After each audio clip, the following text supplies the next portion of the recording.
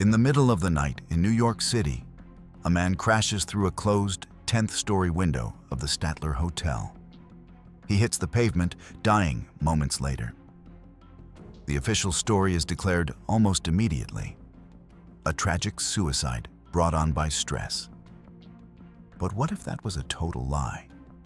What if this man was a top government scientist who simply knew too much? What if his death wasn't a suicide at all, but a murder staged to protect one of the CIA's most twisted secrets? An illegal program to control the human mind? This is the story of Frank Olson and how his death ripped the lid off a very dark conspiracy.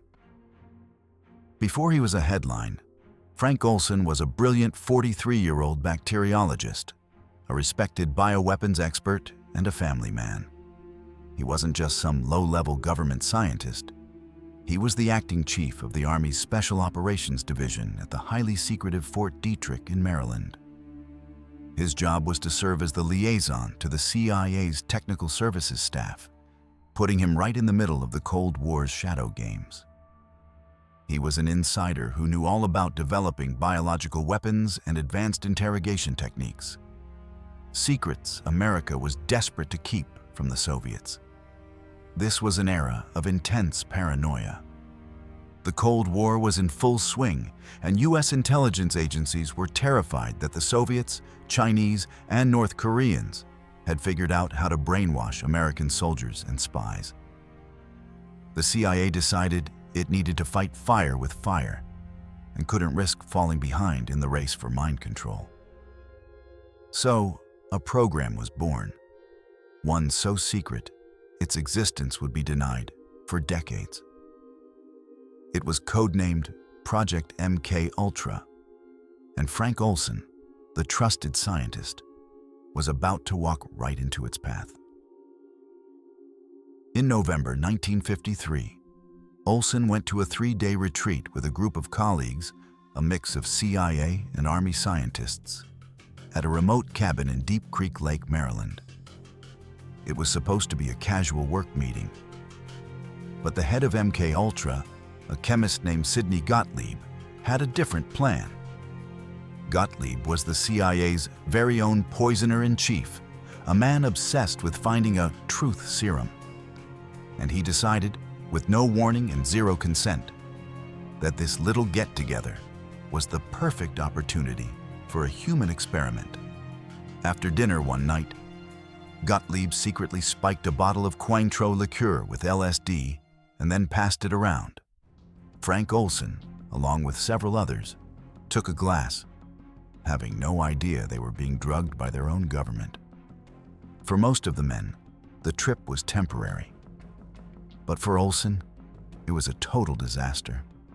That secret dose of LSD sent him into a spiral of paranoia and terror he would never escape.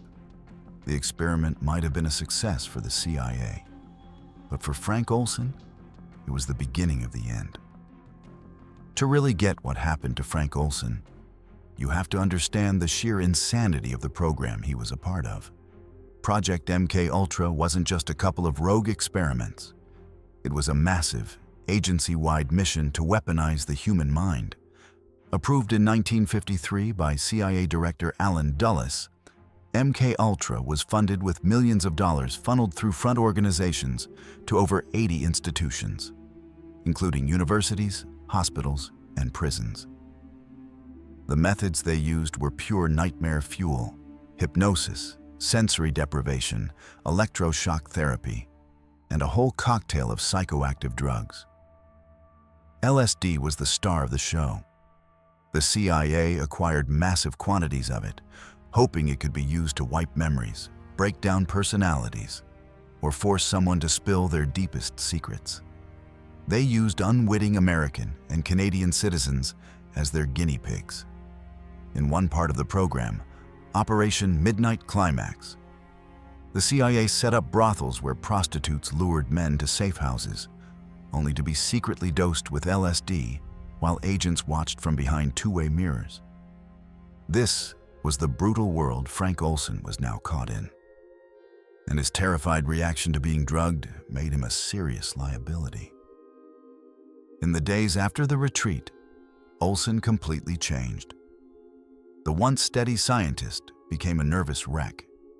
He went home to his family, but seemed like a stranger. He told his wife, Alice, "I've made a terrible mistake." She begged him to tell her what was wrong, but he wouldn't, or couldn't. He was a man drowning under the weight of a secret. His colleagues at the CIA started to get worried, not for Olson's health, but for the security of their twisted project. Olson started talking about resigning. He was having a full-blown crisis of conscience, deeply disturbed by his work and now traumatized by his own agency's recklessness. For the CIA, a guy with Olson's top-secret knowledge having a moral breakdown was a 5-alarm security threat. They couldn't just let him walk away, so they told him he needed help. He was taken to New York City for a psychiatric evaluation with a CIA-connected doctor, escorted and watched at all times by a CIA agent named Robert Lashbrook. Frank Olson was now, for all intents and purposes, a prisoner of the very people who had poisoned him. The story of Frank Olson is a chilling look at how far some will go in the name of national security. And these aren't just theories. They're documented facts, buried for decades in declassified files. If you think these hidden histories deserve to see the light of day, take a second to subscribe and hit that notification bell. You won't want to miss what we uncover next. In the early hours of November 28, 1953, just 9 days after being drugged, Frank Olson crashed through the closed window of his 10th floor room at the Statler Hotel. The man in the room with him, CIA agent Robert Lashbrook, claimed he was woken up by the sound of shattering glass. A hotel switchboard operator later said she overheard a phone call from that room right after it happened. One voice said, "Well, he's gone." The voice on the other end replied, "That's too bad. That's too bad." The official story was cooked up instantly. The death was ruled a suicide. Olson's devastated family was told he had suffered a nervous breakdown from work stress. And for 22 years, that was the lie they lived with. The CIA stonewalled and buried the truth to protect MK Ultra. The name Frank Olson was just a sad footnote, and the secret, it seemed, was safe. For over 2 decades, the CIA's secrets stayed buried. But in the mid-1970s, after the Watergate scandal, Washington suddenly had an appetite for holding the government accountable. President Gerald Ford created a commission led by Vice President Nelson Rockefeller to investigate illegal CIA activities. Buried deep in the commission's 1975 report was a shocking detail. It mentioned an unnamed Army civilian who was secretly given LSD and, days later, fell to his death in an apparent suicide. The Olson family read the story in the paper and knew instantly it was Frank. The cover-up started to fall apart. Faced with public heat, the U.S. government finally admitted part of the truth. President Ford publicly apologized to the Olson family, and they received a $750,000 settlement for agreeing not to sue. It was a stunning admission. The story of a simple suicide was now officially dead. Frank Olson was the victim of a rogue government experiment. But an even darker question was just starting to surface. Was he just a victim, or was he a target? That 1975 admission wasn't the end. For Olson's sons, Eric and Niels, it was the start of a lifelong fight for the whole truth. They never bought the suicide story.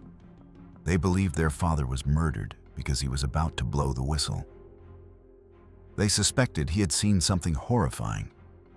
Maybe the use of the bioweapons he developed on human subjects in secret CIA interrogations. In 1994, their suspicions got a huge boost when the family had Frank Olson's body exhumed for a second autopsy. A renowned forensic scientist, James Starrs, examined the remains and found something chilling that the first autopsy had missed: a large hematoma on Olson's forehead, suggesting he'd been hit with blunt force and knocked unconscious before he ever went out the window. Starrs concluded the evidence was rankly and starkly suggestive of homicide. The New York District Attorney's Office reopened the case, and the official cause of death was changed from suicide to unknown. In 2012, Olson's sons sued the CIA, officially accusing them of murdering their father. The lawsuit was eventually dismissed, not because the murder claim was weak, but on a technicality.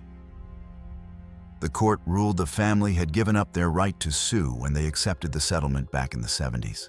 No one has ever been charged in the death of Frank Olson. So what really happened in that New York hotel room? Did a secret dose of LSD really push a man into a fatal psychosis? Or was Frank Olson silenced, knocked out and thrown from a window by his own government to protect the horrifying secrets of Project MKUltra? We may never have a definitive answer. In 1973, on the orders of CIA Director Richard Helms, most of the operational records for MKUltra were illegally destroyed, wiping out countless stories just like Olson's.